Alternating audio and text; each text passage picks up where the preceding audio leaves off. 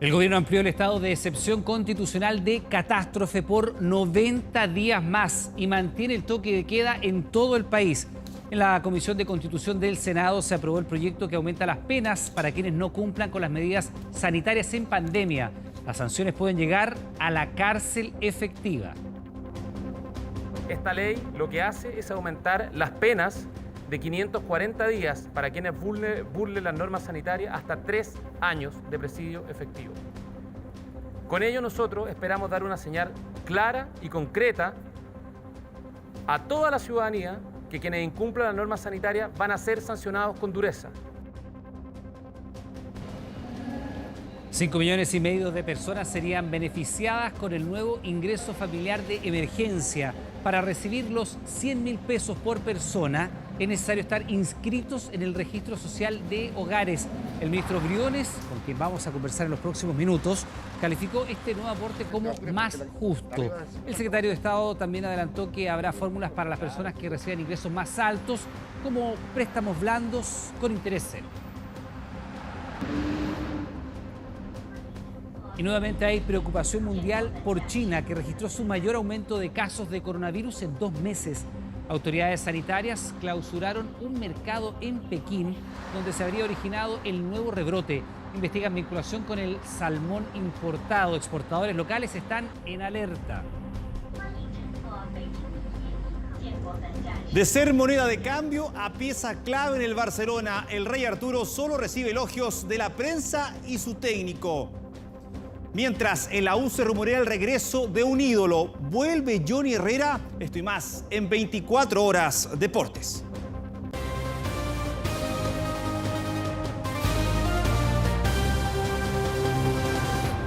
¿Qué tal? ¿Cómo están? Buenas noches, bienvenidos a las noticias. Más de 5 millones de personas. Ese es el universo que busca beneficiar el nuevo ingreso familiar de emergencia.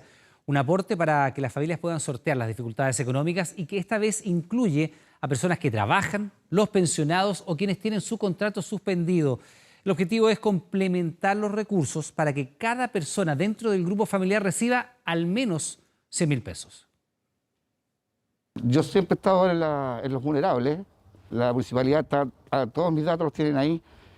No sé por qué no salgo beneficiado. Carlos vive con su esposa en Pudahuel y hace 3 meses que no puede trabajar. Claro. Se dedica a reparar ollas y por eso sus ingresos bajaron a 0. Hasta ahora no han recibido ayuda del Estado. Dicen que tienen su registro social de hogares actualizado, pero hasta ahora nada. Hemos estado con los ahorros que uno tiene, porque yo trabajo independiente y gracias a los ahorros que he tenido, pero se me están acabando ya 3 meses que no salgo. Para que estos casos no se repitan, el Acuerdo Nacional estableció ampliar el universo de familias beneficiadas con el ingreso de emergencia. Ahora, además, no solo lo recibirán los trabajadores informales. Por ejemplo, en una familia de 3 integrantes sin ingresos, la ayuda será de 100.000 pesos para cada uno, es decir, 300.000. Y en el caso de una con 4 integrantes, donde uno tenga su contrato suspendido y reciba, por ejemplo, 250.000 pesos del seguro de cesantía, el beneficio estatal será de 150.000. Así, tendrán como ingreso total 400.000 pesos. En el fondo es 100 por cada persona del grupo familiar.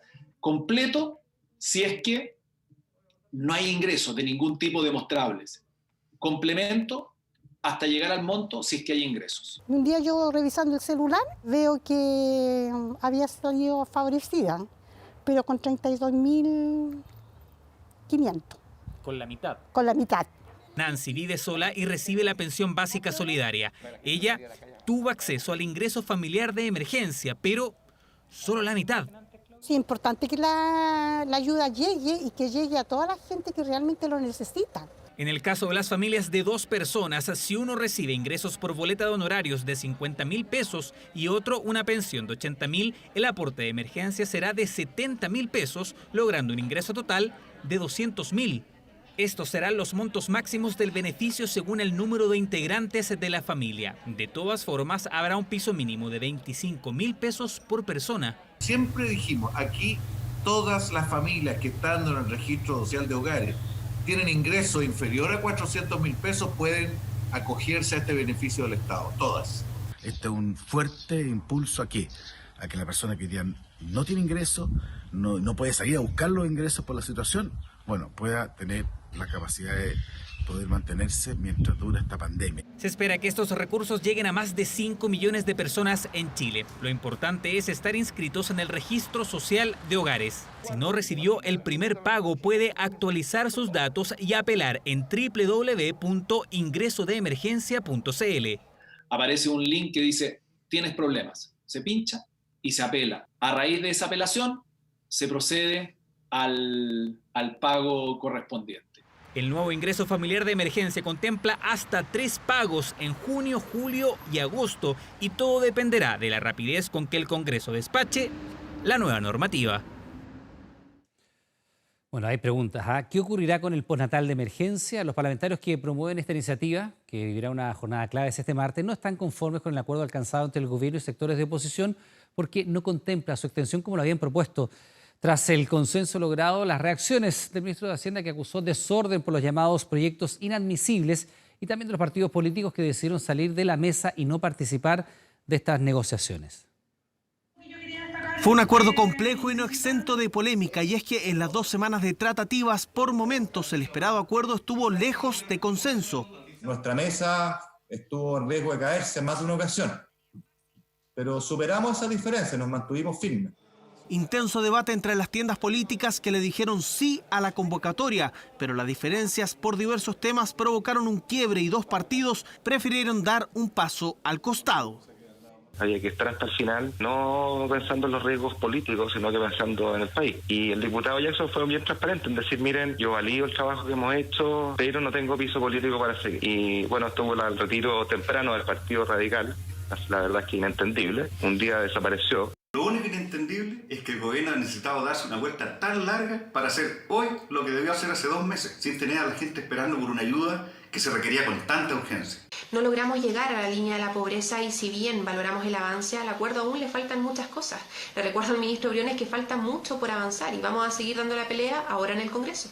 Revolución Democrática y el Partido Radical, los 2 colectivos que decidieron salir de la negociación, pero que tendrán que pronunciarse en el Congreso por los proyectos que deben materializar el acuerdo, iniciativas que para quien lideró la mesa exigen un nuevo marco de responsabilidad constitucional al debate legislativo. Creo que asistimos a una proliferación de iniciativas, varias de ellas son inadmisibles desde el punto de vista constitucional y creo que ese desorden no es bueno para el país. Alusión directa a la ley que busca suspender el corte de servicios básicos despachada del Congreso y sobre la cual el gobierno debe definir hasta este martes si acude o no al TC. Frase que también hace eco en el debate por el postnatal de emergencia que el flamante acuerdo abordó, el que establece que madres, padres y cuidadores de menores en edad preescolar puedan acogerse a la ley de protección al empleo. De esta manera, nosotros le damos una solución que es más integral a un problema que es real, que es el problema del cuidado de los menores en este momento en nuestro país. La máquina ya está instalada y podríamos pagar los primeros beneficios también con prontitud. Propuesta del gobierno plasmada y firmada en el acuerdo social por los representantes del PPD, la DC y el PS, pero que no gusta ni convence a quienes impulsan el proyecto de postnatal de emergencia. Siento una pena que no se haya tomado el postnatal de emergencia como una acción ahora, concreta y rápida. Los mecanismos del seguro cesantía van en desmedro de la madre.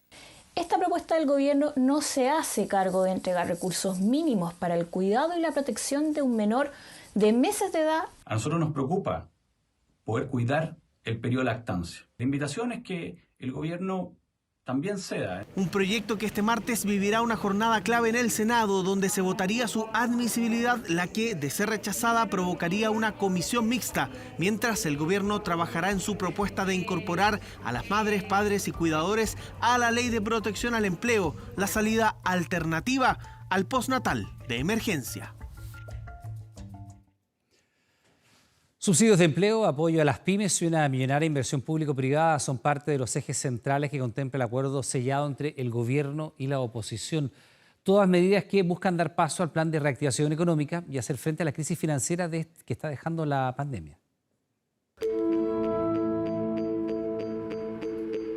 El panorama en la calle Orregoluco es desolador. Han pasado 3 meses desde el cierre de sus locales y sus dueños lo único que piden es una mano para salir de este momento. Y lo que viene ahora es una idea de incluso ya empezar a tener la posibilidad de cerrar. Nosotros necesitamos reactivar a la vena nuestra economía y eso es lo que necesitamos en forma oportuna ahora. Ayuda financiera que podría llegar a través del Plan de Reactivación Económica, impulsado por el gobierno. Para eso, dentro de sus ejes principales están las pymes, donde entregan una serie de medidas que irían en su ayuda, como las mejoras a créditos FOGAPE, apoyo de instituciones como Cercotec o Corfo, facilidades administrativas, disminución de plazos de respuestas del Estado e ir en ayuda de empresas más grandes, llamadas estratégicas.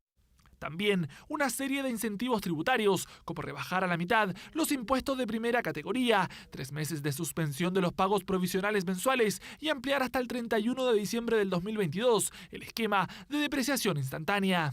Y esperamos que esto signifique mayor liquidez para las micros, pequeñas y medianas empresas. Para ello también es necesario perfeccionar el reglamento del FOGAPE. Hay muchas medidas que van en la dirección correcta, pero como vuelvo a decir, quizás lo más importante hoy día es que sea de manera urgente y que las podamos implementar ya. No nos queda más que celebrar y esperar que el sector político de una vez por todas siga conversando y siga avanzando. Un plan de reactivación económica que también busca potenciar el mercado laboral. Para eso otorga subsidios al empleo a jóvenes y mujeres desde el 40 al 60% más vulnerable. Una serie de medidas de adaptabilidad con flexibilidad horaria y de funciones. Además de una inversión pública para este y el próximo año a través de los ministerios de Obras Públicas y Vivienda, proyectos concesionados y ligados a la sustentabilidad.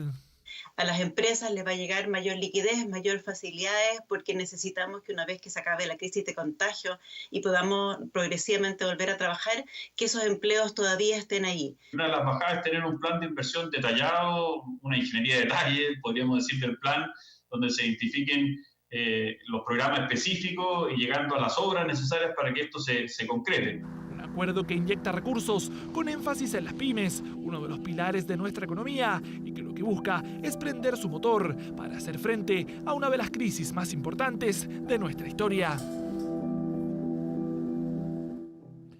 El gobierno anunció que va a presentar una querella por el atropello a un funcionario de Carabineros ocurrido la tarde del domingo en una fiscalización en Las Condes. A él se le suman 119 soldados del ejército que han visto situaciones similares durante la pandemia, incluso hubo un funcionario fallecido. Las autoridades se comprometieron a endurecer las sanciones. Mire. Al momento de llegar personal de Carabineros a realizar la fiscalización, inicia su marcha el atropello. La decisión en esta materia es no tener tolerancia frente a actos criminales de esa naturaleza. Pasan los días de pandemia y este tipo de situaciones no dejan de repetirse. Infractores de ley que fuera de toda racionalidad se enfrentan cara a cara con personal policial y militar. O peor aún, conductores que para no ser fiscalizados lanzan sus vehículos sin importar las consecuencias, tal como ocurrió este domingo en Las Condes. Un carabinero se bajó a detener el auto y en ese momento el auto aceleró, lo atropelló y arrancó por Apoquindo. Clara agresión que queda en el registro de la cámara. El responsable es buscado intensamente, donde las consecuencias para este funcionario de Carabineros pudieron ser peores si se piensa en lo ocurrido hace tan solo un par de días en Puerto Montt, cuando un soldado conscripto de 19 años murió al ser atropellado por un conductor que no respetó la fiscalización, lo que generó esta medida. La orden que existe es que hagan cumplir las reglas de la legítima defensa. Pero en algunos casos, aquellos que han hecho uso de la facultad hoy están como imputados y no como víctimas. Ejemplo, el 13 de mayo en Lota, infantes de Marina dispararon contra el conductor de un automóvil que intentó atropellarlos. Hicieron la denuncia, pero el Ministerio Público los dejó a ellos como imputados y no como víctimas. Situación procesal que fue confirmada por la Corte Suprema. Ese criterio debiera ser modificado. Esa es la decisión de un fiscal, no de todos los fiscales. Pero esperamos que se corrija porque provoca objetivamente un grave daño. Porque si los militares que están en las calles, cuando se le tira un auto encima en un toque de queda y resulta que en forma desesperada utiliza armamento a fogueo o una escopeta antidisturbios por salvar su vida y la de sus compañeros, acreditándose que hubo una agresión ilegítima, que hubo racionalidad en el medio empleado para impedirlo o repelerla, finalmente termina declarando como imputado, entonces es el mundo al revés. Estos hechos el ministro los cataloga como actos criminales y que según sus estadísticas ya son 120 los casos donde personal militar ve en riesgo su integridad. A esto se suma el atropello de este carabinero que se encuentra fuera de riesgo vital. ¿Por qué evadir estos controles? Puede que no porten el permiso que los autoriza, el permiso temporal que los autoriza para circular en la cuarentena, que no tengan documentación de los vehículos, a veces por temor a la sanción pecuniaria que implica esto, por mantener también causas judiciales pendientes. Pero para las autoridades no hay justificativos para este tipo de hechos que ocurren en el marco de las infracciones al artículo 318 de Salud Pública, por lo que en el Congreso ya está en discusión el aumento de las sanciones. Esta ley lo que hace es aumentar las penas de 540 días para quienes burlen las normas sanitarias hasta 3 años de presidio efectivo. Con ello nosotros esperamos dar una señal clara y concreta a toda la ciudadanía que quienes incumplan las normas sanitarias van a ser sancionados con dureza. Sanciones que, dice el ministro, podrían terminar con los infractores en la cárcel y de manera efectiva. Por ello, en cada uno de estos casos hay querellas, tal como ocurrirá con el caso de Las Condes. Exigiremos las sanciones más drásticas para aquellos que no solo no respetan la cuarentena, algunos de ellos cometen delito y finalmente agreden a los funcionarios que están cumpliendo funciones de fiscalización. Eso es inaceptable y por lo mismo presentaremos querella criminal en todos esos casos. Fiscalizaciones y sanciones más estrictas que tienen como único objetivo generar conciencia de la grave situación sanitaria que estamos viviendo. Por ello se aumentará el despliegue policial y militar, el que estará apoyado por drones y cámaras de vigilancia con la finalidad de identificar a aquellos que ponen en riesgo la salud pública y la del personal que se arriesga al contagio y que pone en peligro su vida por negligentes como este. Bueno, queremos conocer detalles de este gran acuerdo nacional que permite, entre otras cosas, inyectar recursos para el ingreso familiar de emergencia. Estamos con el ministro Ignacio Briones, titular de Hacienda, en módulo, naturalmente, teletrabajo a esta altura del partido. El ministro está en su despacho a esta hora. ¿Cómo está? Buenas noches. Hola, Iván. Buenas noches. Sí, estamos aquí en la oficina, en mi oficina del Ministerio de Hacienda. Ministro, la idea es poder entregar la información más clara posible de cómo acceder al ingreso familiar de emergencia y cuáles son los montos. Partamos primero por lo más esencial. ¿Quiénes tienen acceso al ingreso familiar de emergencia y de qué manera se obtiene? ¿Me tengo que inscribir? ¿Tengo que ir a alguna página? ¿Tengo que llamar a algún teléfono? Le agradezco la pregunta porque la verdad es que es un punto muy importante. El espíritu del ingreso familiar de emergencia es que llegue ojalá a la mayor cantidad de personas. Ese es el espíritu porque entendemos que hay muchas familias que le han visto caer sus ingresos, que lo están pasando mal, y este mecanismo lo que busca es poder apoyarlo en este momento difícil, particularmente en un contexto que hay restricciones a la movilidad, donde lo que queremos es que la gente se quede en su casa, que no exponga su salud y sobre todo que no exponga el resto, que es lo principal. ¿Cómo se accede a este beneficio? Mire, hay un instrumento fundamental de la política social que se llama el Registro Social de Hogares, que está alojado en el Ministerio de Desarrollo Social. Una gran cantidad de los chilenos y chilenas están en el Registro Social de Hogares. Esa es condición necesaria para acceder al ingreso familiar de emergencia. Y una de las cosas importantes que se hace en este acuerdo es ampliar el indicador socioeconómico de emergencia, que es un indicador, si usted quiere, de los ingresos corrientes que las personas, las familias están teniendo, que hoy día lo estamos ampliando al 80% de la población, de forma tal de llegar a la clase media. En lo concreto, la página web ingresodeemergencia.cl, quienes nos escuchan pueden inscribirse, si no tienen registro social de hogares, hacerlo, y sobre todo acceder o solicitar este indicador socioeconómico de emergencia que busca dar cuenta de cuáles son los ingresos que las familias están teniendo.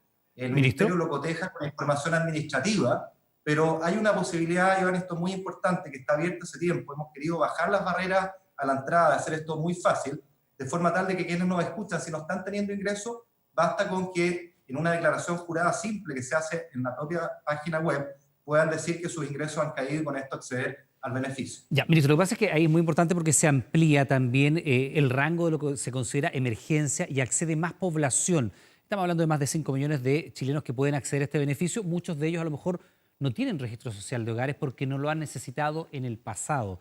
Entonces, ¿tienen que actualizar el ingreso de emergencia o tienen que ir a registro social de hogares? Para tenerlo bien claro ahí.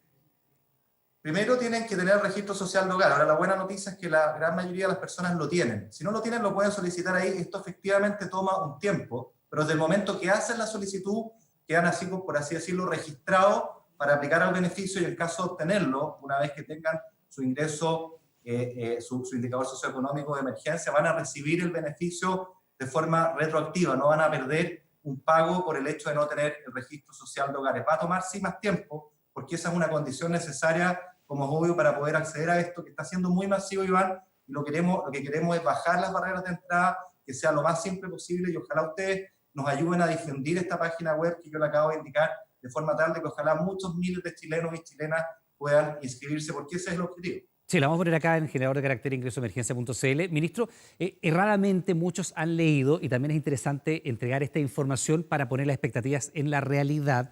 Muchos han leído que son 100.000 pesos por cada persona. No es así.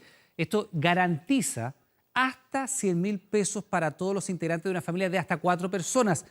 Es decir, por ejemplo, si una persona un jefe de hogar está con subsidio, con este proyecto de protección del empleo, ¿no? Está bajo ley de protección del empleo, en una familia estándar, papá, mamá, vamos a decir estándar como algo para que nos entendamos, papá, mamá y 2 hijos, debieran tener 400.000 pesos.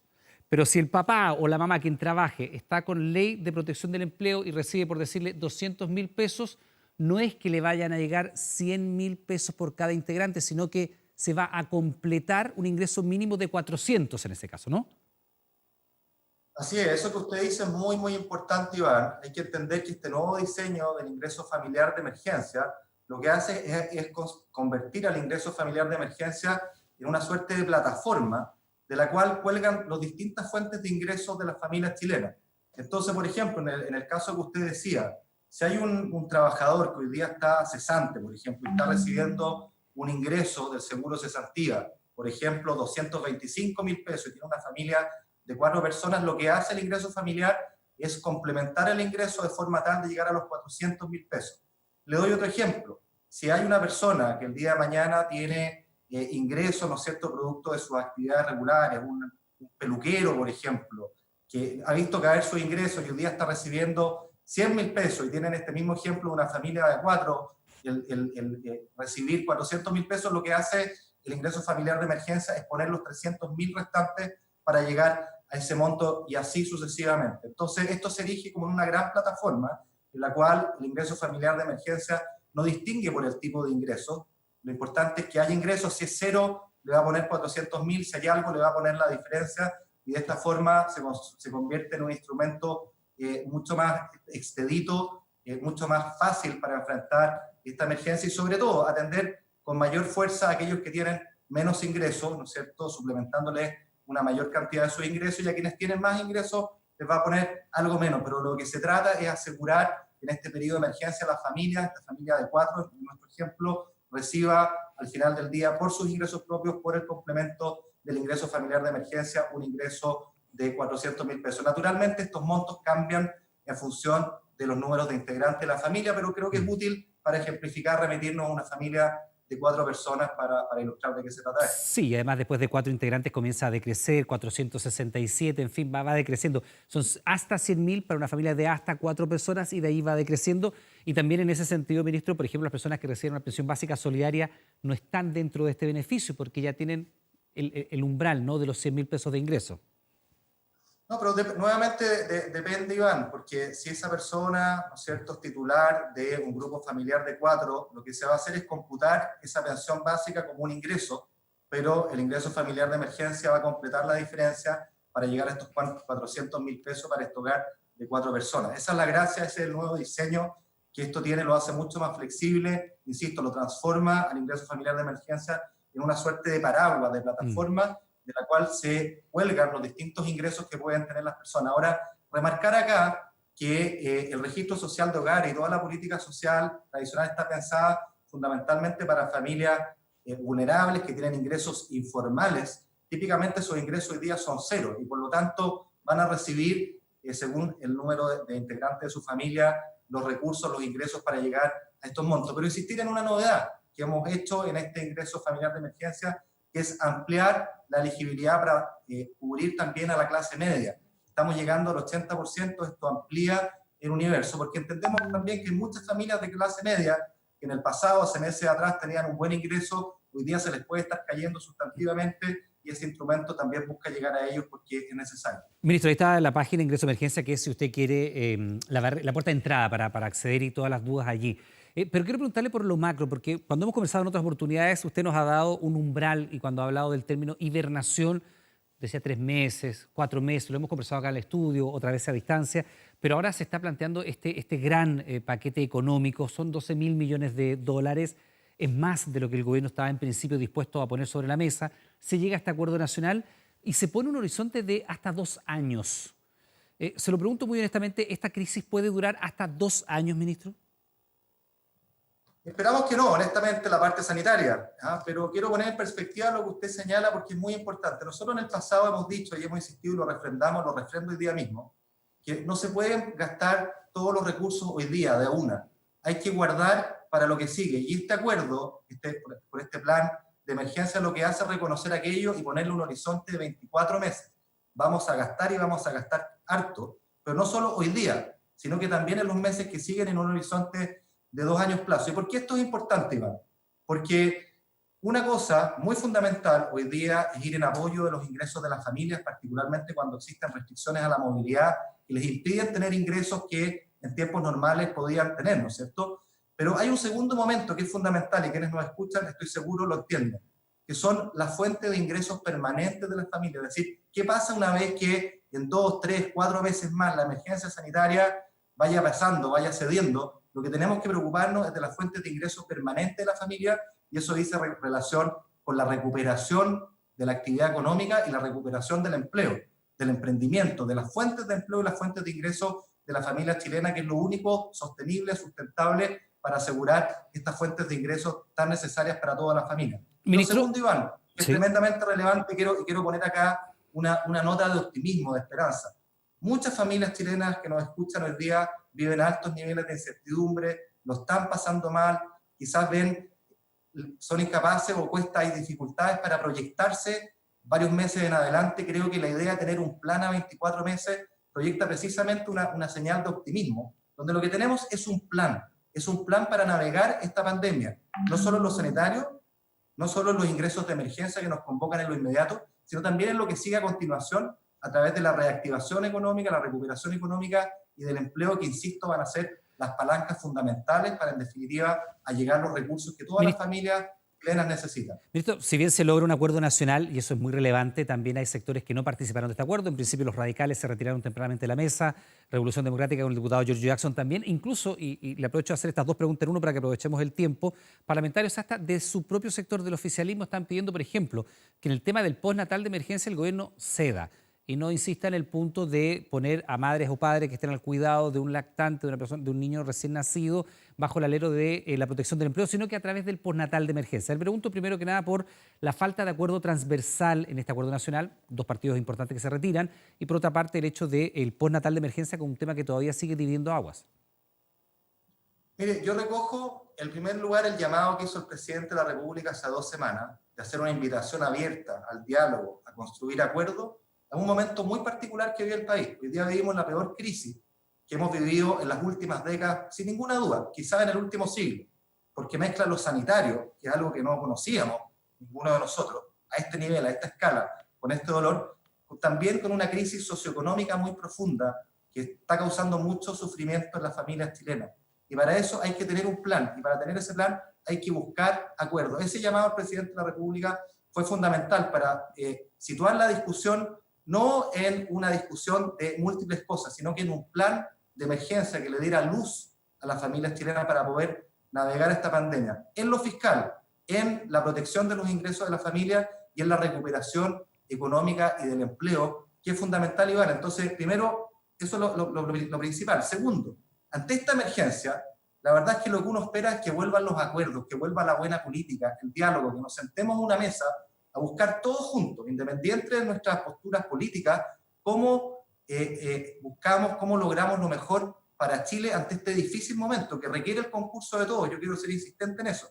requiere el apoyo de todos. ¿Cómo restarse en este momento de emergencia? Aquí tenemos que dejar por un momento de lado nuestras diferencias políticas, las disputas pequeñas y mirar adelante, pensar en el país, en el bien del país, en el bien de las familias chilenas, porque vivimos un momento excepcional, Iván, que hace que este acuerdo sobre un plan de emergencia tenga tanta significancia, porque no solo se trata de medidas, que hay muchas y muy potentes, en materia de reactivación nosotros pusimos mucho énfasis en que tenía que haber medidas potentes, inusuales para acometer lo que sigue, pero también en términos de dar una señal país de optimismo, de que es posible ponernos de acuerdo, y en ese esfuerzo me parece, o nos parece a nosotros, que nadie puede restarse. Es lamentable que haya sectores que se hayan restado, algunos incluso que, habiendo participado de la mesa como Revolución Democrática, último minuto, aduciendo razones propias de la vieja política, hayan dicho que no tenían piso político para concluir un acuerdo que iba bien encaminado. Es lamentable porque creo que lo que los chilenos y las chilenas esperan en este momento es que seamos capaces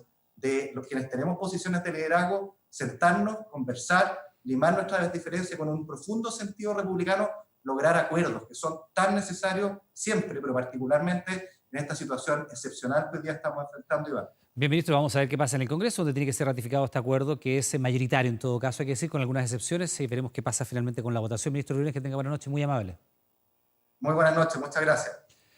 Vamos a revisar otras informaciones. Fíjense que 2 pilotos, 2 pasajeros y un tripulante son los 5 formalizados que viajaron en helicópteros hacia sus segundas viviendas en Semana Santa. Son parte de las 37 personas que no respetaron las medidas sanitarias y que arriesgan condenas además de las multas millonarias ya aplicadas. Videoconferencia con 5 imputados, 2 casos diferentes pero el mismo delito. Viajaron en helicópteros privados a la costa sin respetar cuarentena ni cordón sanitario. Es la primera imputación que se les realiza. Lo hicieron en Semana Santa, vulneraron las medidas de aislamiento, por eso están acusados de infringir el artículo 318, el de colocar en peligro la salud pública, todo al viajar a sus segundas viviendas. Cristóbal Kaufman y Mika Lin volaron desde el aeródromo de Tobalaba hasta Cachagua en Zapallar. Solo ella tenía permiso para comprar medicamentos en La Reina. Trasladándose el mismo día a las 16 horas vía aérea hasta el aeródromo de Zapallar para desplazarse luego ambos a su segunda vivienda, lugar en el que permanecen hasta el 17 de abril del 2020, en que regresa a las 13:50 horas por el mismo medio de transporte al aeródromo de Tobalaba. A esa altura el retorno a la primera vivienda había terminado hace una semana y la comuna por donde transitaron estaba en cuarentena obligatoria. Mismo delito cometieron Catherine Bielefeld, Cristian Cofré y Cristian Parra, quienes en un helicóptero privado viajaron del aeródromo de Vitacura a Cachagua en Zapallar. Ninguno tenía permiso salvoconducto, considerando que viajaron 2 veces al litoral central, además de moverse varios kilómetros en vehículo por Santiago. Vuelan los 3 imputados en el mismo helicóptero rumbo a Cachagua, el mismo día a las 17:30 horas, bajando de la aeronave la pasajera doña Catherine para regresar al aeródromo de Vitacura el señor Cofré, piloto, y el señor Parra. Tras la indagatoria realizada por la Fiscalía Oriente y la PDI, se determinó que las 5 personas fuesen imputadas en calidad de autores del delito de poner en peligro la salud pública, el denominado artículo 318. Anteriormente, el empresario Cristóbal Kaufman y los otros 4 imputados recibieron una multa de 15 millones de pesos tras un sumario sanitario. Es importante que todas las personas sepan que no vamos a tener discriminación en cuanto a aplicar sanciones. En estos casos son 37 personas que serán sancionadas con un sumario sanitario para que entiendan que esto no puede seguir ocurriendo. Necesitamos que seamos todos conscientes de nuestras acciones y respetemos las medidas impuestas por la autoridad sanitaria. A la fecha, al considerar todo tipo de infracción a las medidas sanitarias, son 1000 los sumarios solo en la región metropolitana, las que también pueden terminar en multa económica o proceso judicial. Ahora viene la parte penal, que puede llegar hasta los 540 días de cárcel efectiva. Nadie está por sobre la ley, vamos a seguir fiscalizando para que respetemos la salud de los demás. Al no tener antecedentes policiales y ser la primera imputación, los 5 formalizados quedaron en libertad sin cautelares, pero el próximo 30 de junio se realizará una nueva audiencia. Por ahora los pilotos tienen su licencia suspendida por 3 meses. ¿Hasta cuándo va a durar la cuarentena? ¿Qué va a pasar con las clases? ¿Cómo van a seguir operando las residencias sanitarias? Bueno, son interrogantes que hoy fueron consultadas a Enrique París, que deberá abordar este y otros desafíos. El nuevo ministro dio a conocer algunos de los lineamientos que van a marcar su gestión en la jornada en cual Chile sumó 5.143 nuevos casos y 39 fallecidos. Seguro, presidente. En 48 horas, el nuevo ministro Enrique París no solo modificó formas, cambiando el tono y la manera de entregar la información, también incorporó nuevos actores al balance. Visitó un hospital y este lunes, en su primer día hábil, entregó los lineamientos de su gestión. Identificar la ruta del virus en cada contagio. Esa es una de las grandes apuestas de la estrategia sanitaria, lo que hace semanas recomendó el Consejo Asesor y que hoy se graficó de esta manera. Con 3 call centers que se encargarán de contactar a los contactos estrechos de cada positivo. Sabemos que para la contención de la pandemia COVID-19, el proceso de identificación precoz de un paciente y hacer la trazabilidad de ellos es fundamental para disminuir la red de contagios. La trazabilidad de los contagios se suma al testeo masivo, medidas que sin el aislamiento efectivo no logrará aplacar la curva. Ir con el aislamiento es fundamental contar con residencias sanitarias para quienes no puedan realizar la cuarentena según la recomendación de la autoridad. Es por eso que hoy se informó que en algunos casos esta será obligatoria. Hoy día la autoridad sanitaria puede determinar, decir, esta persona no tiene las condiciones en su casa para cumplir un aislamiento. Si la autoridad sanitaria determina que esa persona no lo puede cumplir, puede indicar que esa persona tiene que trasladarse a una residencia sanitaria. Confinamiento inédito de la región metropolitana. 4 semanas de cuarentena, una medida que se mantendrá, pero la pregunta que muchos se hacen es ¿hasta cuándo? El ministro París, en un medio escrito, señaló que la cuarentena se podría extender por todo el mes de junio. Durante el balance hubo preguntas sobre la extensión de la medida restrictiva.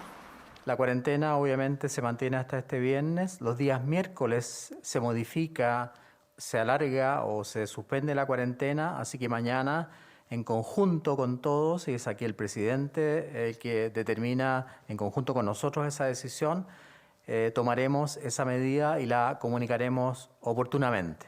Otra de las grandes dudas en esta nueva gestión es qué pasará con el regreso a clases. Si en un momento se aseguró que mayo sería el mes escogido, hoy, en la medianía de junio, aún no surge la fecha definitiva.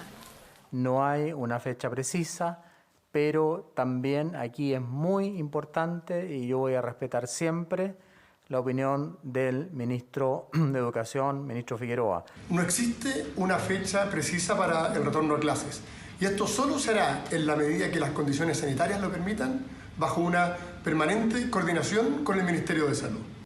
Primeros días del nuevo ministro de Salud que enfrenta la peor crisis sanitaria de Chile. 5.143 nuevos casos en las últimas 24 horas y 39 fallecidos registrados, que dan un total de 3.362 víctimas fatales. Pandemia que está lejos de ser controlada y que desafía a las autoridades y a la responsabilidad de todos los chilenos.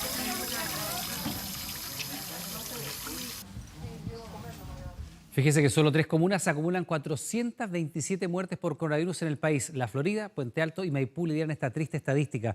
Nuevos datos que arrojó el informe epidemiológico. Lo más preocupante es que solo en un recorrido por ella se explica la alta tasa de fallecidos. Mire.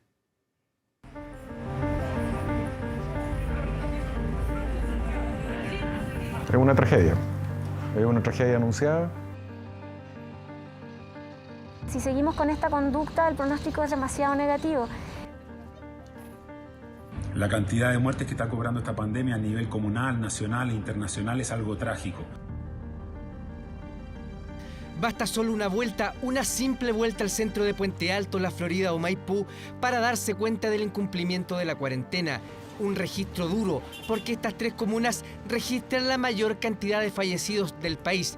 Y lo peor del caso es que sus habitantes lo saben. Está lleno de gente, o sea, no parece cuarentena. No fiscalizan nada. Demasiada gente ahí en esta comuna. Si la gente no tiene conciencia. Por primera vez, el informe epidemiológico detalló los fallecidos por comuna. La Florida lidera con 157 muertes, una triste cifra para los vecinos y su alcalde. Yo creo que la gente es irresponsable. Nosotros somos los perjudicados, los de la edad. ¿Qué le parece? Mal, pues. Los culpables son los jóvenes, porque no cumplen. Para hacer entender que se nos está muriendo lo más importante que son nuestros viejos. Pero tuvimos un caso en la Florida de una persona que murió en la soledad de su hogar, Su madre, hospitalizada, murió pocos días después y hoy día su hermano se bate entre la vida y la muerte. Puente Alto suma 156 fallecimientos y el panorama en su centro es desolador. Comercio ambulante, cientos caminando o haciendo trámites, carnicerías llenas, filas y filas de personas en una comuna disparada de los contagios. Malo está, pero la obligación de salir a la calle yo pienso que es lo que nos trae esa consecuencia. Yo hace más de un mes que no venía para acá a comprar nada. Aquí parece un día común y corriente. Comenzar a trabajar en conjunto, de la mano, con la atención primaria de salud y los municipios, porque eso es lo que puede hacer una gran diferencia. En Maipú el panorama no cambia, el centro, la plaza y sus alrededores llenos. Acá las muertes suman 113 personas. Las medidas están tomadas, pero lo que pasa es que la gente es muy porfiada.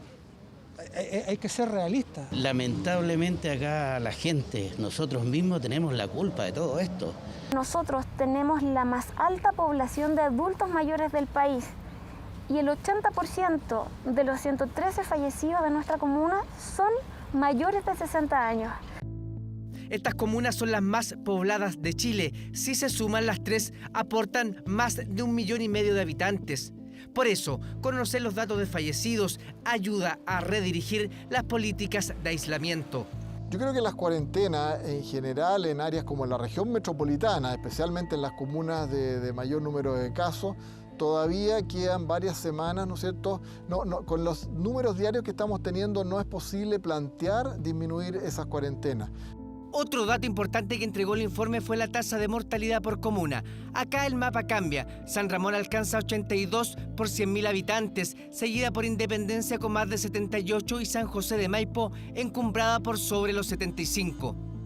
Si bien es cierto hay comunas que son muy populosas, muy grandes en cantidad, por ende de interpretar que es lógico que haya más muertes, es llamativo que hay ciertas comunas que tienen mayor tasa de mortalidad, como por ejemplo Recoleta, Independencia, y eso se correlaciona también con que tienen un nivel de sistema de salud un poco colapsado. Es decir, por ejemplo, un solo hospital para toda esa población, que en este caso el Hospital San José. Nuevas y duras cifras en las comunas más grandes de Chile. La región metropolitana acumula casi 2.500 fallecidos en medio de la displicencia de muchos que parecieran no tomarle el peso a la pandemia del COVID-19.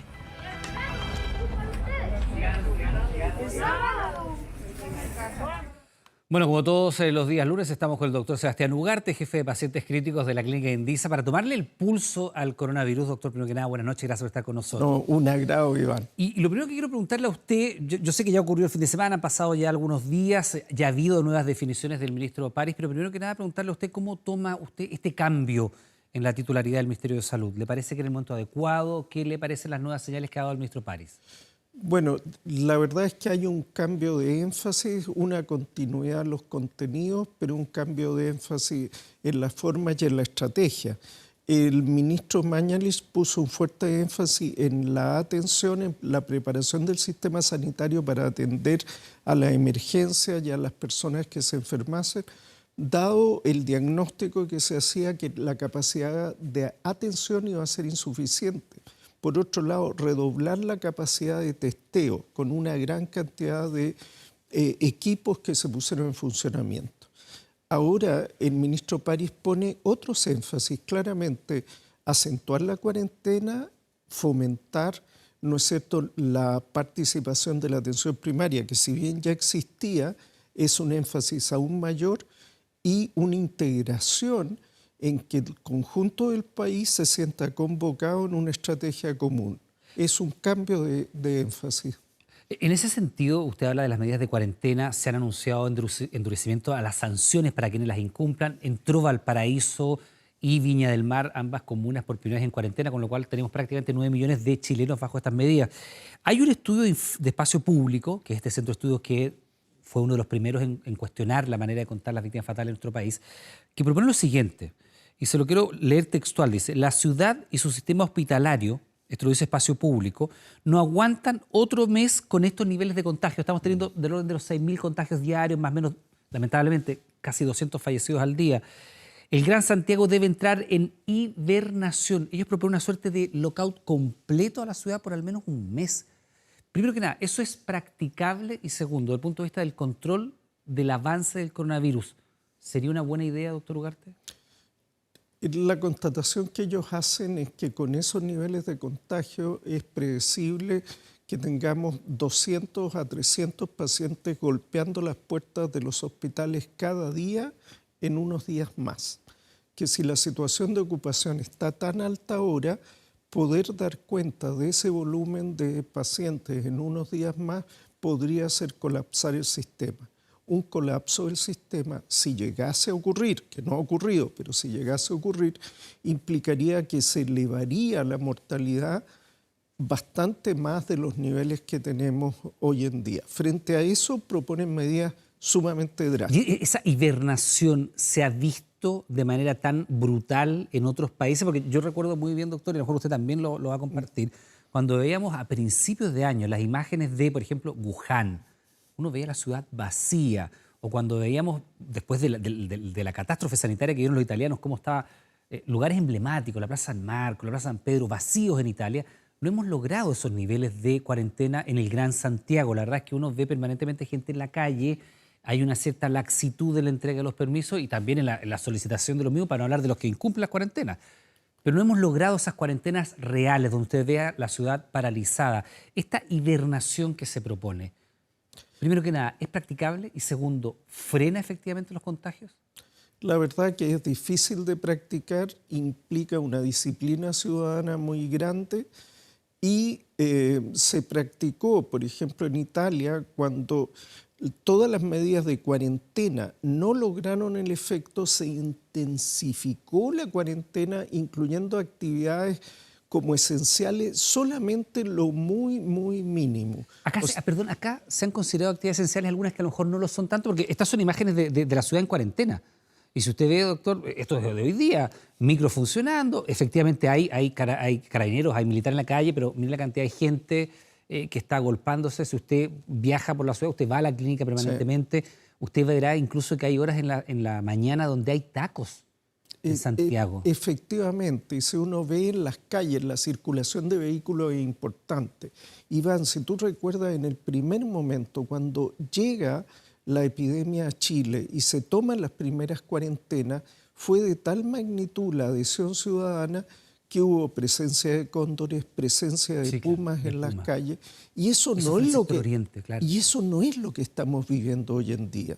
Entonces, esta recomendación, si bien es muy dura, tendría un costo muy importante para el país y para la región metropolitana, como para los habitantes de la metropolitana, implicaría aplicar ese nivel de cuarentena en toda la ciudad. Una medida debatible, pero a considerar, y probablemente si uno la aplica solo después de 2 semanas se verían los resultados, y para lograr que realmente cambie la tendencia, las 4 semanas no es una idea tan descabellada ni extremista como uno pensaría de simplemente leer el título. Ahora, doctor, si uno ve las cifras, hay 8 comunas de la región metropolitana que concentran 1/3 de los muertes de todo el país. Estamos hablando de la Florida, Puente Alto, son comunas que realmente están liderando y lamentablemente lo están haciendo. Y en esas comunas, bueno, permanentemente nosotros vamos a grabar, recibimos imágenes, en los comentarios de los vecinos, se ven imágenes como esta, o sea, usted ve comercio ambulante, autos en las calles, mucha gente en los paraderos. No es una ciudad que esté paralizada por las cuarentenas. ¿Qué pasa con estas comunas y cómo de alguna manera frenar el avance del coronavirus en ellas? Son 8 comunas que tienen 1/3 de los fallecidos por coronavirus. Efectivamente, y uno ve comunas del sur de Santiago, comunas del norte de Santiago y un par de comunas hacia el oriente que concentran la gran cantidad de fallecidos. La verdad es que resulta indispensable tener un control más enérgico. El nuevo ministro de Salud lo planteó, un endurecimiento de la cuarentena y de la fiscalización. Si no se hace esto, esto significa más enfermedad, más muertes, y en zonas que son densamente pobladas. O sea, hablamos de la Florida, por ejemplo, de Puente Alto, hablamos de comunas como Santiago Centro, que requieren una fuerte presencia e intervención. Hoy en día, sin embargo, teníamos números de Santiago Centro donde la mantención de la cuarentena se ha incrementado, hay menos circulación, una buena noticia. Pero lo que estamos viendo de fallecidos es un reflejo de lo que ocurría hace por lo menos 2 semanas atrás. Si no tomamos medidas ahora drásticas, en 2 semanas más lamentaremos un incremento aún mayor de mortalidad, Iván. Doctor, a mí me gustaría preguntarle, mirando, porque ya pasaron más de 100 días desde el primer caso en nuestro país, y la verdad es que nosotros pasamos de ser un país que era analizado, sobre todo en las primeras semanas, como un modelo de éxito de control del coronavirus, con estas cuarentenas dinámicas que se evaluaban, qué sé yo. Y si lo llevamos hoy día a la tasa de contagios por millón de habitantes, nosotros estamos arriba en el ranking. Sí. Incluso en el total de contagios, nosotros estamos dentro de los 20 países más afectados, somos el país 12. De acuerdo a Worldometer, de acuerdo a la Universidad Johns Hopkins, o sea, son estudios bastante serios. Incluso si uno ve los países más afectados, el único país que está dentro de los 12 y que tiene menos de 20 millones de habitantes somos nosotros. Los otros países son China, que tiene 1.400 y tanto, la India, que tiene 1.300 y tanto, Estados Unidos con 300, Brasil con 200, y aparecemos nosotros con 19 millones de habitantes dentro de los 12 países más afectados con más contagios. ¿Cómo pasamos de ese extremo a este otro extremo? Ahora, efectivamente ocurren 2 situaciones especiales. Geográficamente, Chile y Argentina quedan en el extremo del cono sur. El cambio de las temperaturas invernales afectan al sur y al extremo sur de Chile y va progresando hacia el norte. La forma en que golpea en Chile y Argentina es algo que no es lo mismo que está ocurriendo en otras zonas con climas más templados. Pero los números de Argentina y de Chile son tan distintos. Son completamente diferentes y las estrategias que se aplicaron fueron completamente diferentes. Ellos diferentes. Una cuarentena brutal en Buenos Aires, de las más largas que se registran. Efectivamente. Entonces, los primeros números de Chile también tienen que ver con ciudades más pequeñas, con una densidad poblacional algo menor. Entonces, diluido en el total de la población de Chile, tenía poco impacto y se veía como cifras bastante controladas. Sin embargo, al llegar a la región metropolitana, cambia completamente. ¿Por qué? Porque Chile tiene una concentración en el centro de su población que es similar al Nueva York de Estados Unidos. Esa situación obviamente es complejo y no es lo mismo proyectable en el tiempo indefinidamente, sino que va a tener un aumento, luego un descenso, pero eso debería durar por lo menos 2 meses muy complejos. Perdón, y esos 2 meses muy complejos, doctor, se nos va el tiempo, pero esos 2 meses muy complejos ya los estamos viviendo. Sí. O sea, junio es parte de esos 2 meses complejos, Sí. por lo cual uno pensaría que esto va a ser así de grave durante todo el mes de julio. Vamos a vivir un mes de julio completo con 200 muertos al día, 6.000 contagiados cada jornada. Así es, así es. Junio y julio van a ser meses muy complejos, las cifras incluso deberían elevarse aún más, lamento decirlo. Más que 200 muertos por día. Y en agosto debería disminuir. Va a ser un momento muy duro que debemos sobrepasar y sobrepasando eso, los números van a empezar a bajar y disminuir.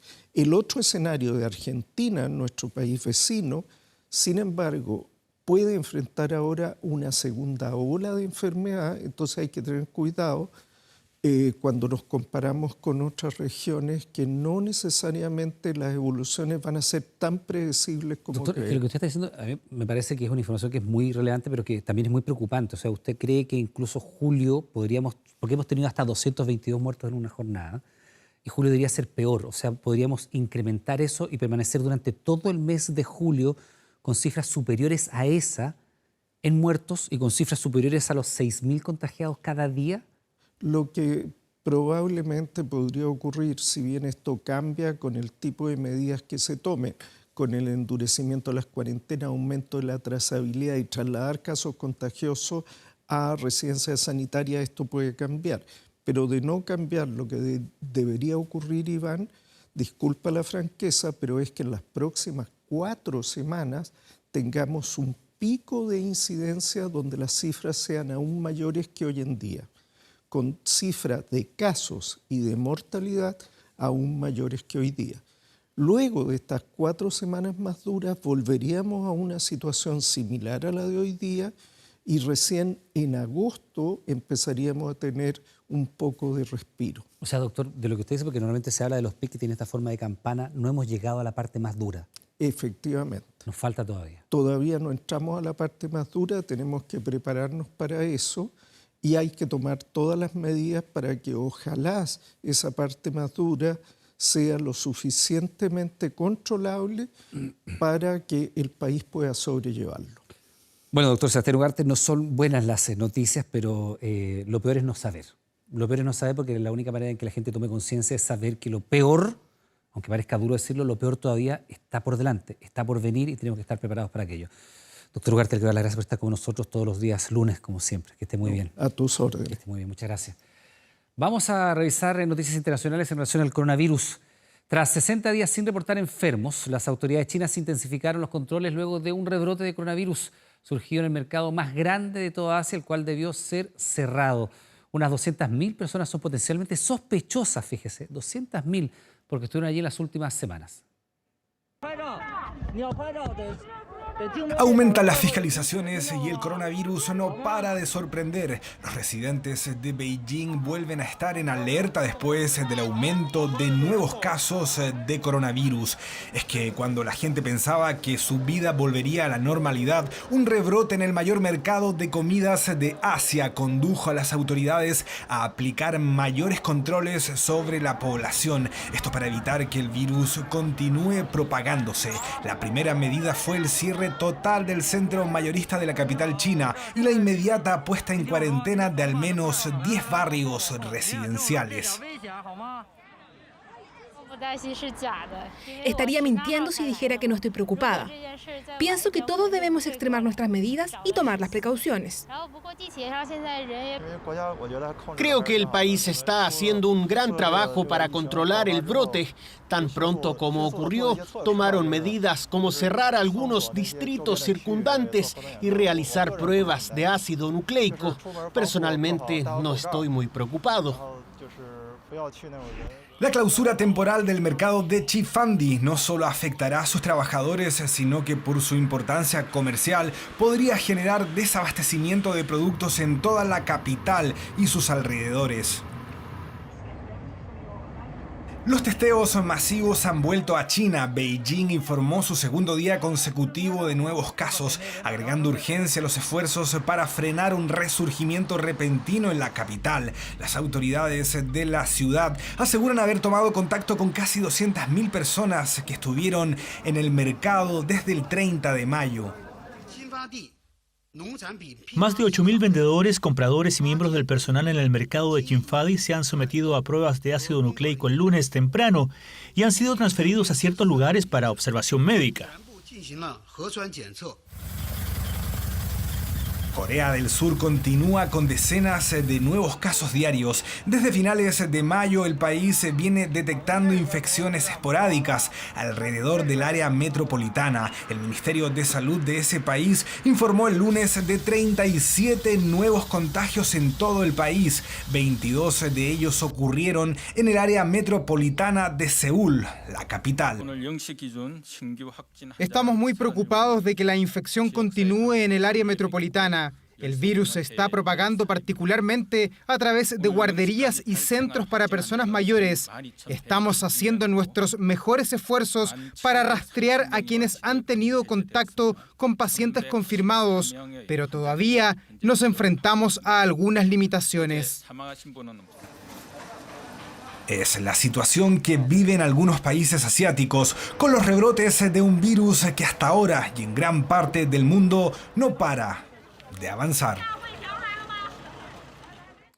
De vuelta a nuestro país, hoy en día en Chile hay 35 proyectos de fabricación de ventiladores mecánicos. Ponga atención porque le vamos a mostrar por primera vez en televisión un equipo que fue probado en un paciente COVID. Pero eso no es todo, también le mostraremos una máquina chilena de asistencia ventilatoria de emergencia que ya está siendo utilizada como complemento para las personas que están esperando un ventilador tradicional. Hoy día, este paciente está respirando gracias a una tecnología chilena. La historia comenzó en abril, cuando un grupo de profesionales del SEDENA y médicos de la USACH comenzaron a fabricar un ventilador. trabajaron contra el tiempo. Físicos, ingenieros y expertos en medicina desarrollaron un equipo llamado Resiliencia. Es un ventilador mecánico que utiliza el modo PRDC, que es control de volumen por presión regulada, que básicamente en términos prácticos lo que hace es que el ventilador se adapta a la distensibilidad de los pulmones del paciente en el tiempo. Su diseño permite controlar el flujo, la presión y la frecuencia respiratoria.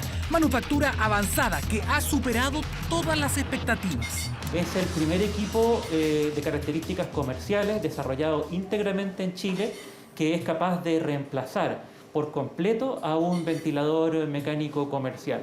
El ventilador Resiliencia ha obtenido buenos resultados hasta ahora con un paciente no COVID y, según sus creadores, tiene las características necesarias para responder en esta pandemia. Todas las modalidades que el paciente necesita en cuanto a inspiración, expiración, presiones, flujos, alarma, es totalmente computarizado, no usa una bolsa de reanimación y aquí dentro está la magia. Es el desarrollo de 2 meses que en otros países equivale al desarrollo de 20 años. Este dispositivo utiliza la red de aire y oxígeno de los hospitales y está fabricado para funcionar de manera ininterrumpida con un sistema de válvulas computarizado. Además tiene un trigger, que el trigger es muy importante porque lo que hace es que detecta cuando el paciente quiere inhalar. Y cuando el paciente quiere inhalar, el ventilador le entrega aire, le entrega el gas que está pidiendo. Un gran salto tecnológico, uno que se puede complementar con otros desarrollos chilenos. En el Centro de Innovación de la Universidad Católica ya se han fabricado y repartido más de 50 accionadores mecánicos de ventilación manual. Esto no reemplaza un ventilador mecánico, es un equipo mucho más simple y mucho más sencillo, que su objetivo es estar en urgencias y permite dar un soporte ventilatorio a un paciente mientras éste espera un traslado o que se libere una cama UCI con un ventilador mecánico pesado. Equipos que pueden salvar vidas y que ya se encuentran en varias urgencias. Un complemento que permite dar un respiro mientras se consigue la ventilación tradicional. Esto tiene ventajas respecto al uso manual y nosotros hemos podido constatar esas ventajas. Tuvimos la experiencia con una paciente en la que fue posible conectar a la paciente a este dispositivo y durante un periodo de al menos un par de horas pudo sostener una adecuada ventilación hasta ser conectada a un ventilador formal. 2 ejemplos de innovación nacional al servicio de la salud en momento de pandemia. Esfuerzos que se suman a otro gran conjunto de proyectos que también postulan al apoyo de Corfo. Nosotros realizamos el diseño desde cero, todo el diseño electrónico, el diseño neumático del equipo y además tiene todo el plus del conocimiento que nosotros incorporamos respecto a baterías de litio. No tiene partes móviles, que se diferencia bastante de los tradicionales que se están tratando de desarrollar, que son con ambú. Este no tiene partes móviles y lo asimila más a los ventiladores pesados y profesionales que se conocen en el mercado.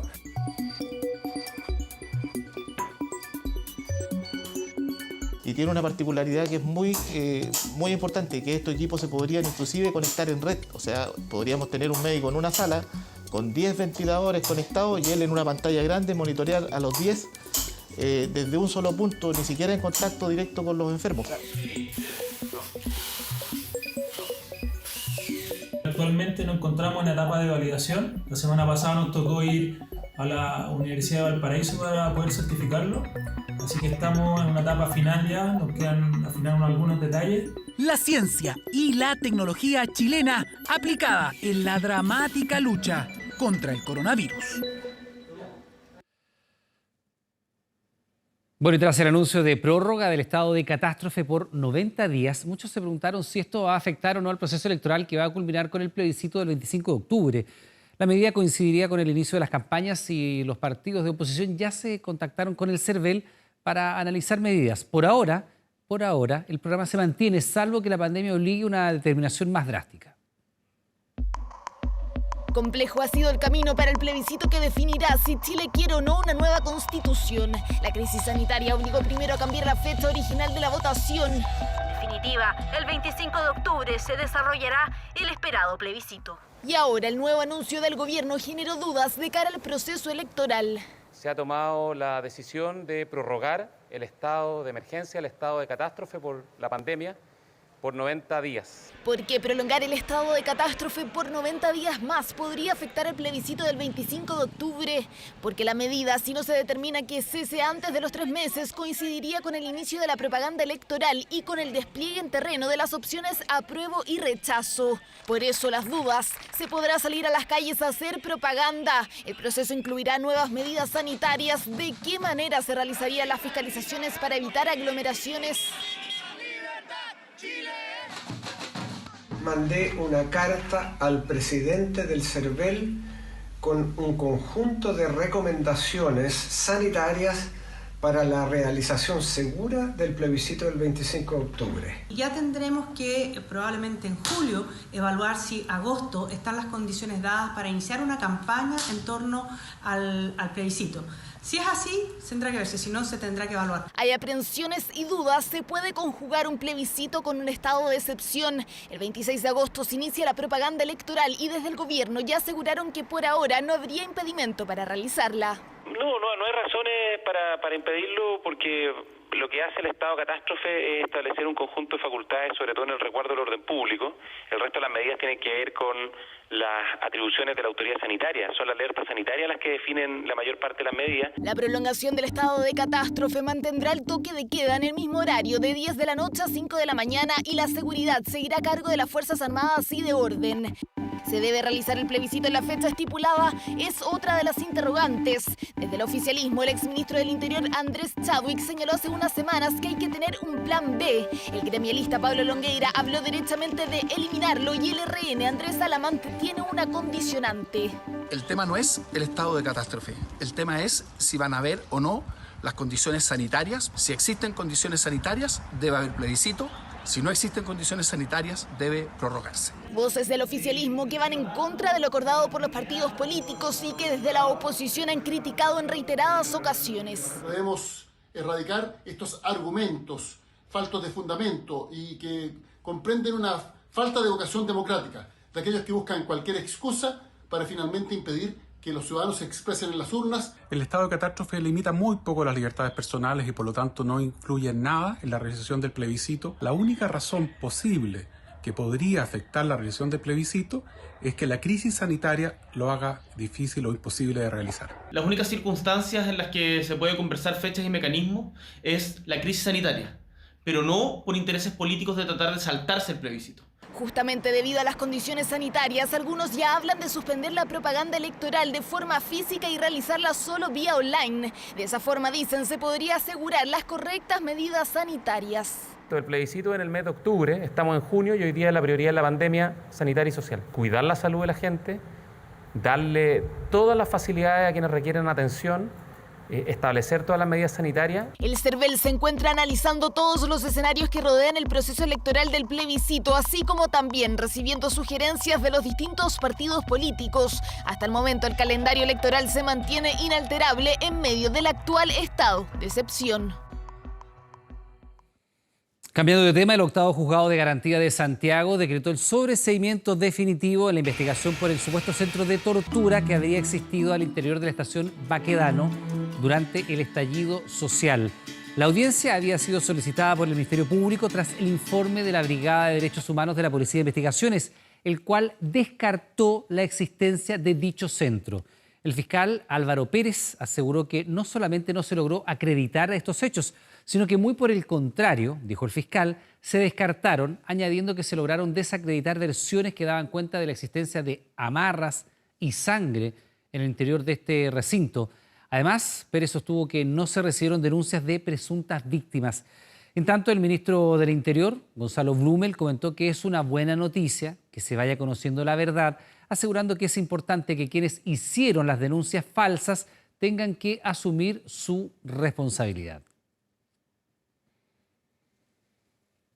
Desde un auto volcado y en llamas fue rescatado un adolescente de 14 años que horas antes había robado un vehículo y que escapaba de carabineros. Lo increíble, considerando la violencia del impacto, es que solo terminó con contusiones menores. perdiendo el control, perdió el control. ¡Socorro! ¡Clado, central, clado! ¡Bombero, central, clado! ¡Los 37! ¡Bájate!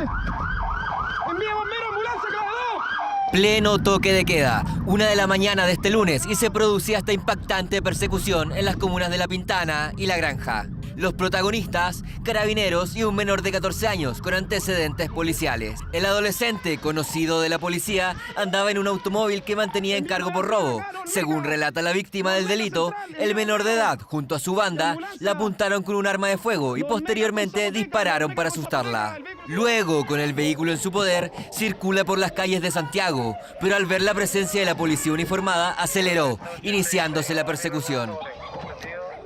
Los Olmecas con Zapoteca, el vehículo se está incendiando. El automóvil estaba en llamas, el menor seguía en el interior. ¡Seco, envíe bomberos! Se está incendiando, hay gente atrapada en el interior. Personal policial de forma inmediata concurre al rescate de este individuo, donde posteriormente se logra la detención de este menor de edad de solo 14 años. Este menor, a su vez, hay que hacer presente que hace 10 días atrás también estaba detenido por el mismo robo con intimidación. Dichos antecedentes son entregados al Ministerio Público para seguir con la vigencia del dicho procedimiento. El menor, identificado como JBR, quedó detenido por los cargos de robo con intimidación, el artículo 318 y daños fiscales. Además, el automóvil quedó totalmente destruido. Robo mediante el método de encerrona, un delito que no ha parado a pesar de la pandemia. Una situación parecida ocurrió en Quilicura. Las similitudes, menores de edad, robo con intimidación y sustracción de vehículos. Detectives de esta brigada especializada lograron la detención de un sujeto integrante de una banda delictual dedicada a cometer delitos de robo con intimidación, robo con violencia, principalmente en la modalidad de encerrona. El pasado 11 de marzo, esta banda delictual, compuesta en su mayoría por menores de edad, realizó este violento robo en plena autopista. El adolescente de 16 años es el 7º integrante de la banda en ser detenido. Habría participado en la sustracción de vehículos de alta gama en la región metropolitana. Detenido el menor de edad, cuenta con antecedentes policiales por delitos de similares características y también por delitos contra la propiedad. Mañana será puesto a disposición del Tribunal de Garantía para su audiencia de control de detención. En Iquique, los guardias de un cementerio fueron agredidos e insultados por los asistentes a un funeral que no respetaron la cuarentena y, burlando todos los protocolos, entraron en masa a despedir a un fallecido. Bueno, es parte del impacto que ha sentido quienes toda su vida han trabajado directamente con la muerte. Creían estar preparados, fíjese, para el peor escenario, pero hoy ven que lo que está pasando jamás lo imaginaron.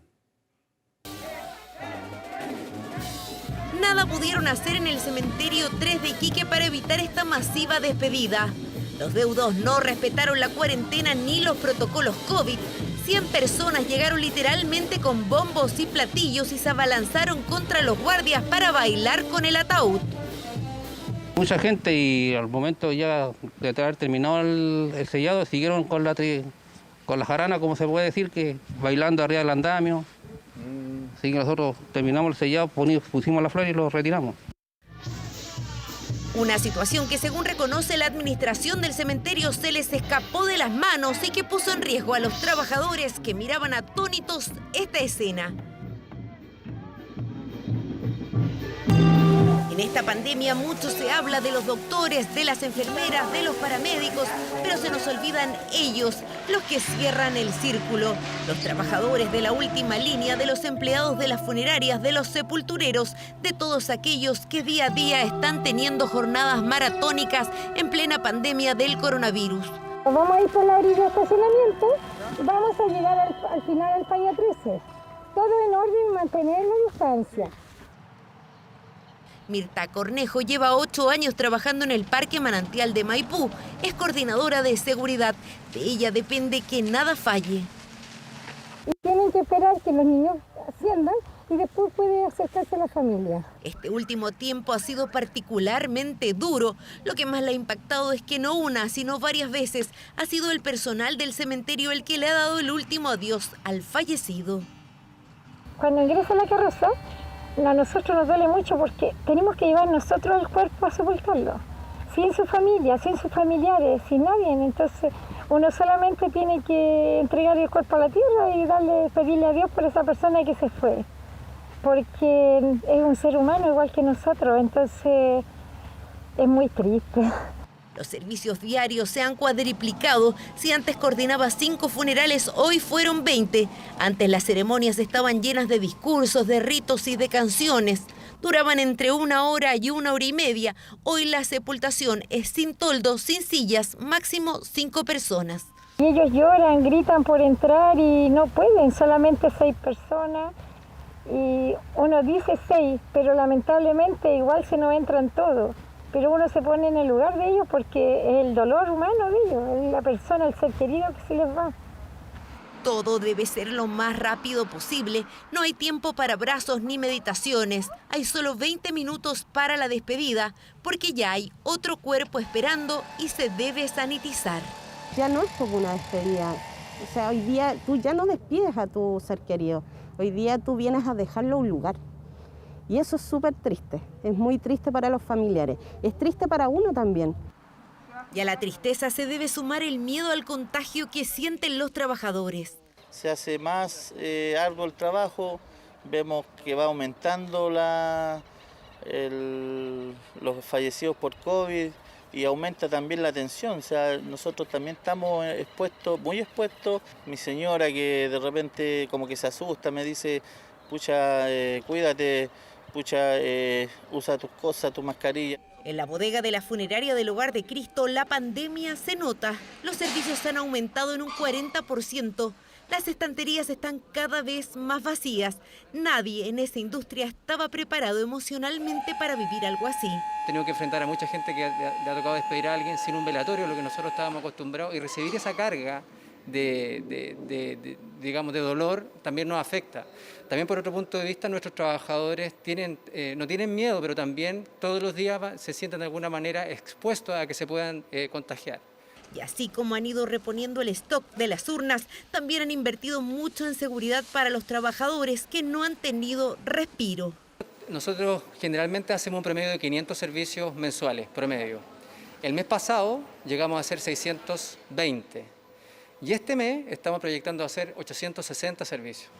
O sea, prácticamente casi un 70% más de nuestra demanda normal. Si antes las familias elegían el diseño de la urna, hoy ya no. Solo se da el rango de precios para contratar el servicio. Ahí es donde entra un poco uno el sentimiento, porque ve que tantas familias ven a sus familiares que no los pueden ver y estar tan cerca de ellos. Y quizá hubo un momento que además no estaban cerca y llegaron en el momento a despedirlo, y en estas circunstancias que tiene que estar a una cierta cantidad de metros y tiene que ser todo protocolar rápido, entonces eso a uno es más chocante porque uno también tiene familia. Son trabajadores que solo piden fuerza para poder seguir enfrentando el miedo y todo este dolor que están palpando cada día. Personas que de una u otra manera han visto alteradas sus rutinas y sus vidas, que no están ajenas al sufrimiento de miles de familias chilenas.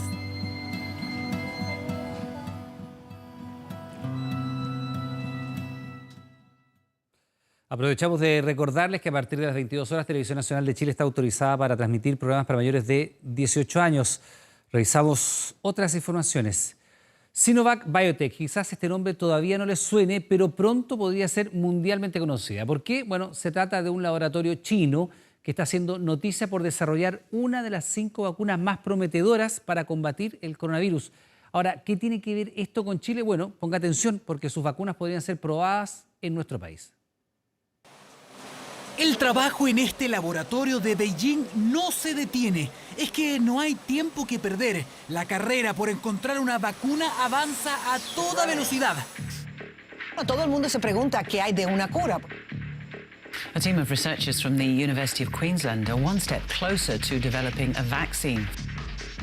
The most aggressive efforts to find a vaccine. En este laboratorio biotecnológico en el corazón de China están confiados en su vacuna llamada CoronaVac. ¿Cuán seguros están de que va a funcionar? 99. That's good news. Eso dijeron el 28 de mayo y no parece ser exceso de confianza. Esta semana la firma china comunicó que el 90% de las personas que participaron de los estudios desarrollaron anticuerpos neutralizantes, es decir, capaces de prevenir la infección por coronavirus. Esta es la vacuna contra COVID-19 que estamos desarrollando. Esta es una jeringa prellena. Así es más fácil su uso. No tienen que extraerla, es muy avanzada. Esta es una de las 5 vacunas más prometedoras del mundo. En total ya hay 141 candidatas y 19 en pruebas clínicas con personas. América Latina también avanza en esta solución. En la revista Nature se destacaron a las y los científicos que están empujando la industria, y Chile aparece con el equipo del doctor Alexis Kalergis. Debemos trabajar en Latinoamérica en el desarrollo local, por ejemplo, una vacuna contra el SARS-CoV-2, porque, lo pone en el título, nadie vendrá a rescatarnos. En el fondo, el mensaje es que el desarrollo local de tecnología es fundamental para asegurar que estas tecnologías estén asequibles a la población. Y por lo mismo es importante saber cómo va la formulación de la vacuna chilena en la Universidad Católica. Estamos trabajando en 4 distintos prototipos, pensando en maximizar las posibilidades de tener éxito, de manera que efectivamente podamos escalar, ojalá 1 o 2 de estos prototipos para formulaciones. Y eso no es todo. ¿Se acuerda de la vacuna china que revisamos al inicio de esta nota? Bueno, gracias a los avances en materia de vacunas y al trabajo de este equipo, el doctor Kalergis estableció el primer acuerdo formal con el laboratorio Sinovac. Eso va, por una parte, permitirnos acercar esa tecnología a Chile, ¿verdad? Porque se genera una colaboración, hay un interés común de poder potenciar ese desarrollo, pero al mismo tiempo nos permite acercar nuestra vacuna. Estamos desarrollando a un desarrollo más expedito, ¿verdad? Con apoyo de científicos y científicas de otros países. Con este acuerdo, Chile y Brasil son los 2 países de la región que van a estar colaborando en la realización de ensayos clínicos con la vacuna asiática. Una alianza que además nos daría una posición de privilegio a la hora de obtener dosis en caso de que la CoronaVac resultara efectiva en los ensayos definitivos que van a comenzar en las próximas 3 semanas con miles de pacientes.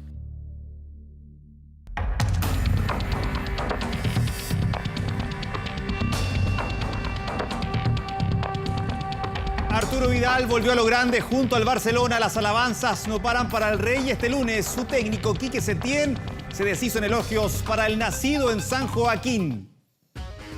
¿Cómo le va? ¿Cómo está? Buenas noches. La agenda será apretada para el Barcelona. Muchos partidos en pocos días. Mañana los catalanes se miden ante el Leganés y el viernes frente al Sevilla. ¿Será titular Arturo Vidal? Ojo, porque las amarillas lo persiguen. La llegada de Jordi, el centro para Arturo Vidal. ¡Gol! Me gusta ser importante, me gusta jugar. Tuvimos la suerte además de que marcara un gol que no era nada fácil, que entró muy bien. Elogios del jefe para el Rey, el saludo de Sergi Roberto, también de Frankie de Jong y claro, que igual el de su amigo Leo Messi. Arturo Vidal regresó con todo, siendo pieza clave en la victoria de Barcelona. Y de verdad que en este momento quedan 2 meses y quiero ser importante, quiero sentirme así. El Arturo Vidal que tiene Quique Setién. Fue titular ganándose la aprobación de la hinchada, de la prensa catalana y claro que también la del técnico, que este lunes no se guardó elogio alguno con Vidal. Es un jugador muy interesante, tiene un perfil que es verdad, como dices, que siempre es necesario en cualquier plantilla. Es un jugador que transmite mucha energía, además de su calidad y sus condiciones, y desde luego que nos ayuda en todo momento. El calendario de Barcelona es apretado en estas 2 semanas. Estos serán los duelos culé. Este martes 16 ante Leganés, el viernes 19 ante Sevilla, martes 23 con Athletic de Bilbao y el sábado 27 ante Celta de Vigo.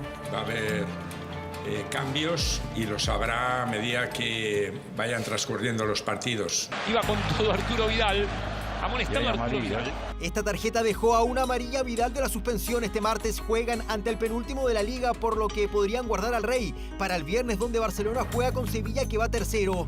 ¿Dejará Setién al chileno para la visita ante los andaluces?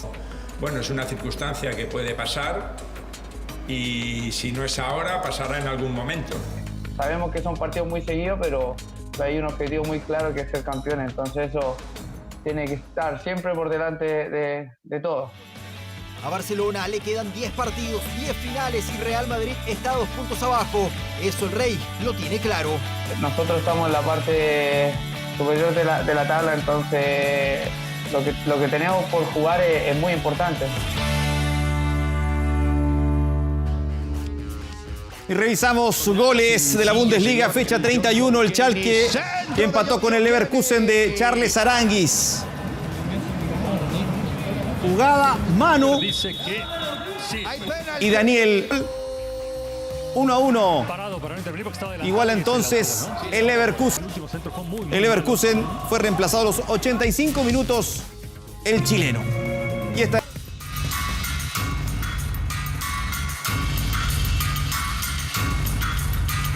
Alexis versus Lautaro, duelo de delantera en el Inter de Milán. Antonio Conte medita la titularidad de Alexis Sánchez tras el buen partido del chileno frente al Napoli. ¿Será Alexis el fantasma del argentino que tiene la cabeza puesta en Barcelona? Mire. Y se va Lautaro, mirá. Bueno, Alexis Sánchez por Lautaro. Y esta dejadita de Alexis, excelente. Alexis la amenaza, lo acecha, lo persigue, lo reemplaza. Lautaro Martínez tiene competencia. Sánchez, recuperado, va por la titularidad. Lautaro ya no anota, necesita un cambio de inmediato. De lo contrario, dependen de Sánchez. Lautaro entró en mala racha. Hace 6 partidos que no marca, dato que coincide con la caída del Inter en la Liga y la Copa Italia. Por su parte, Alexis tuvo interesantes 24 minutos contra el Napoli. Podría enfrentar a una vieja víctima. Samoa, the pick out for Sensi. And Sánchez. Imagen del único gol del chileno en su retorno al calcio contra la Sampdoria, partido en el que también fue expulsado. Justamente ese será el rival del próximo domingo a las 15:45 horas. Hemos tenido muchas lesiones largas como Sánchez, Sensi y Varela. Ahora todos están disponibles. Estoy satisfecho. Tendremos muchos partidos.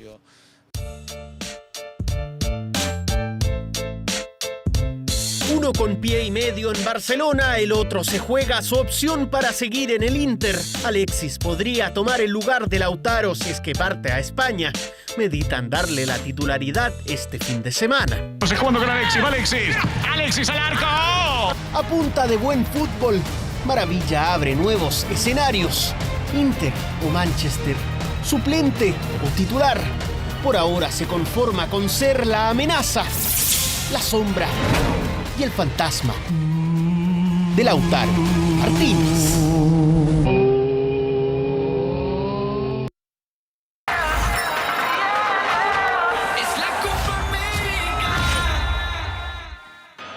Y revisamos lo que pasó hace 5 años, el 15 de junio del 2015. Chile enfrentaba a México en la Copa América del 2015. Una copa que no olvidaremos jamás, pero que comenzábamos perdiendo. Y mucha preocupación se generaba en el Estadio Nacional y en todo Chile. A los 21 minutos del primer tiempo, Matías Bozzo para México. Pero empata Arturo Vidal de cabeza, centro de Charles Aranguis. Y a los 22, al minuto siguiente, igualaba al Rey. Para la tranquilidad del Nacional y todo Chile. A los 29 del primer tiempo, Raúl Jiménez de cabeza, centro de Adrián Aldrete, anotaba el 2-1 para México. Este fue una guerra de goles en el Nacional con la preocupación de ese señor, Jorge Sampaoli. A los 42 del primer tiempo, Eduardo Vargas, que nunca falla en la selección y que en esa Copa América también estuvo derechito de cabeza, centro de Arturo Vidal para el 2-2. Segundo tiempo ya.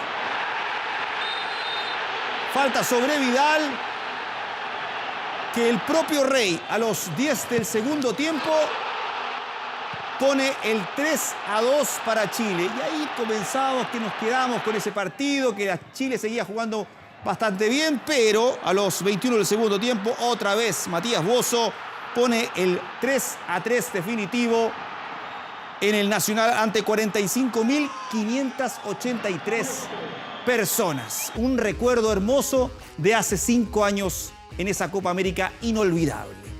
Superman Vargas reconoce que Johnny Herrera podría regresar a la U. Cercanos al arquero analiza la posibilidad. Claro que la pregunta es para Herrera. ¿Querrá volver a la U tras su polémica salida? Y nada, por lo menos muy feliz porque terminé jugando, porque nunca me pesó la camiseta, porque pude haber jugado mal, bien, muy bien, pero en rigor nunca me cagué dentro de la cancha y eso por lo menos me deja tranquilo. Frases que dejó Johnny Herrera en su última salida por el portón del Centro Deportivo Azul, aquel día donde se despidió de la U para volver a la que fue como una segunda casa deportiva para él. El portero dejó Santiago y viajó 155 kilómetros al oeste para volver a Everton e instalarse en Concón. En la quinta región se siente cómodo y a gusto con su familia. Y hoy por hoy creo que tenemos un excelente plantel como para pelear arriba. El 25 ruletero no lleva ni un año lejos de la cisterna y las opciones de regresar se abren en el CDA. Yo creo que depende de él y depende de que él allane ese camino para poder estar el día de mañana en el club. El legendario Superman Vargas, hoy secretario deportivo de la U, abre una chance, pero no es el único que piensa en ello. Es el arquero más ganador, el jugador más ganador de la historia del club, un referente, capitán. ¿A qué hincha no le gustaría que vuelva Johnny Herrera? Gustavo Flores trabajó con Herrera por mucho tiempo, lo conoce, sabe lo que es el club para él y recuerda episodios vividos con el arquero. Yo lo he visto llorar por partidos que quizás había otros que no lo sentían de la misma manera. El preparador de porteros fue parte de la institución, vivieron juntos momentos de dulce y agraz, por eso se refiere a una hipotética chance de retornar. Y sé que quizás es un dolor enorme no estar hoy en la U. El volver, no soy yo quien tiene que decir si vuelve o podría. Superman Vargas dejó la puerta abierta, ahora le toca a Johnny Herrera ver qué ocurre, seguir con Everton de Viña del Mar o analizar volver a su eterno y gran amor. Y este señor, Novak Djokovic, recibe una lluvia de críticas por su tour en el tenis en Serbia, donde no hubo protocolo de seguridad por la pandemia, pero además por un fiestón con sus amigos del ATP Tour. Mire.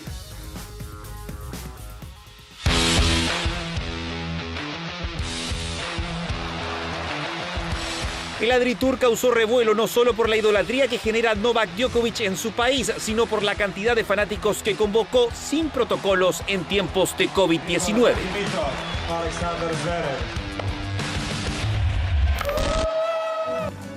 Tocó el piano, se dio el tiempo de saludar a todos y además de compartir con este pequeño que se robó la película al sacarle un puntazo a Noy.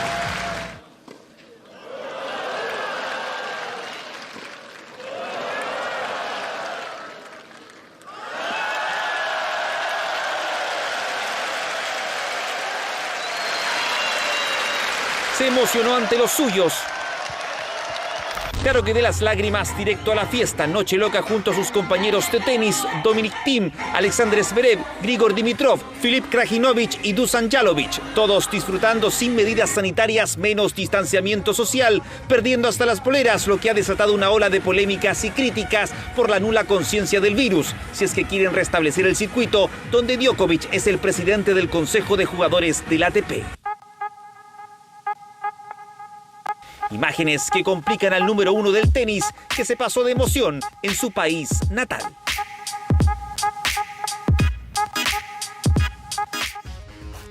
Y con los líos del número 1 del tenis finalizamos deporte, corte comercial, pero usted continúa en 24 horas central. Que esté muy bien, muy buenas noches.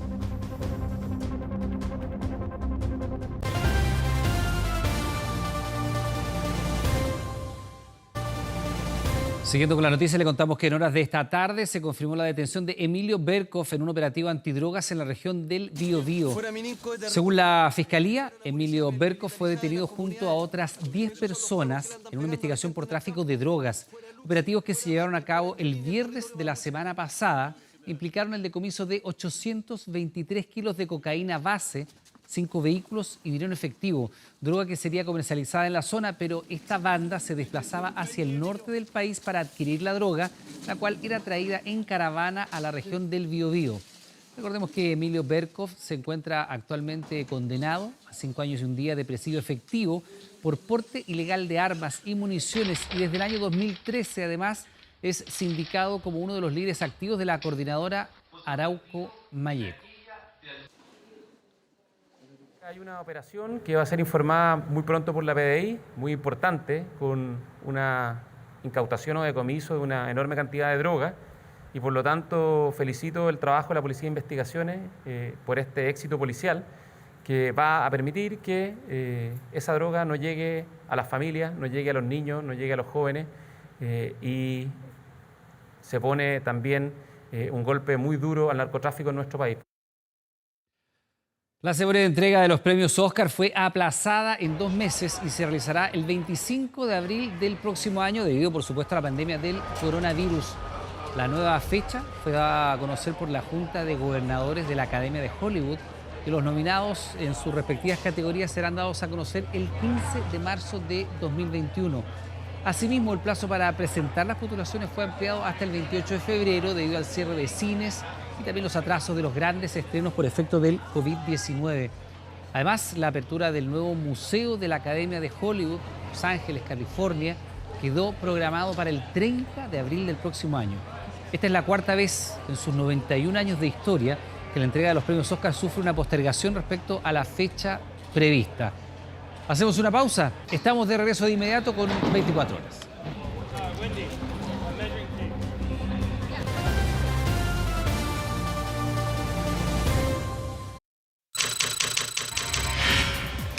...24horas.cl. Atención a lo siguiente, una nueva encuesta panel de alcaldes que realizó el Centro de Estudios Subjetiva en conjunto con 24 horas. La tercera entrega se focalizó en la situación actual de la pandemia y cómo la están enfrentando los municipios. ¿Usted quiere saberlo? ¿Quiere conocer los detalles? Bueno, los puede encontrar en nuestro portal de noticias 24horas.cl. ¿Quiere saber qué ocurrió un día como hoy, pero años atrás? Bueno, la invitación es que siga nuestra sintonía. Llega Momentos TVN y luego un nuevo capítulo de ERCAE. No se lo pierda, que tenga buenas noches. Cuídese.